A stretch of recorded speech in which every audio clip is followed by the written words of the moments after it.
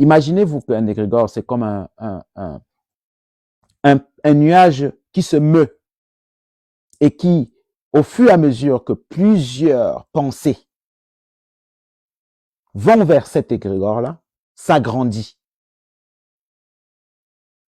Les gens qui contrôlent ces égrégores, c'est des gens qui ont appris à naviguer dans le monde inférieur, le monde inférieur qui est devenu l'enfer pour les religieux.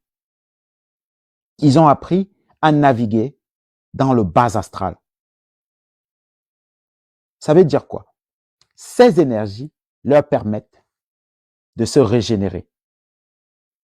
Ces énergies permettent à ce que leurs âmes ne soient pas détruites parce que nos défunts sur lesquels on a planté des croix sur leur tête, c'est eux qui sont dans la perturbation à leur place. Parce que toutes les énergies qu'ils ont eues de leur vivant, ils les ont transmis.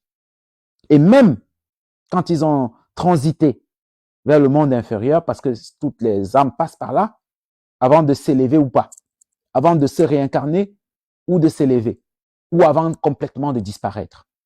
Parce que oui, la mort éternelle existe. Quand vous n'avez plus d'énergie du tout et que vous avez été une très mauvaise personne, comme par exemple un génocidaire, alors votre âme est détruite. Mais ces gens-là, qui ont commis toutes ces atrocités, ont compris que pour ne pas être complètement détruits, ils avaient besoin d'énergie.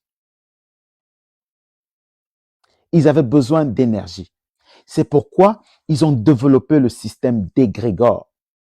Nos entités ne sont pas des égrégores. Parce que nos entités ont existé. La différence avec les entités de chez nous et les égrégores, c'est que nos entités ont existé. Nos entités sont les émanations de nos mannes ancestrales.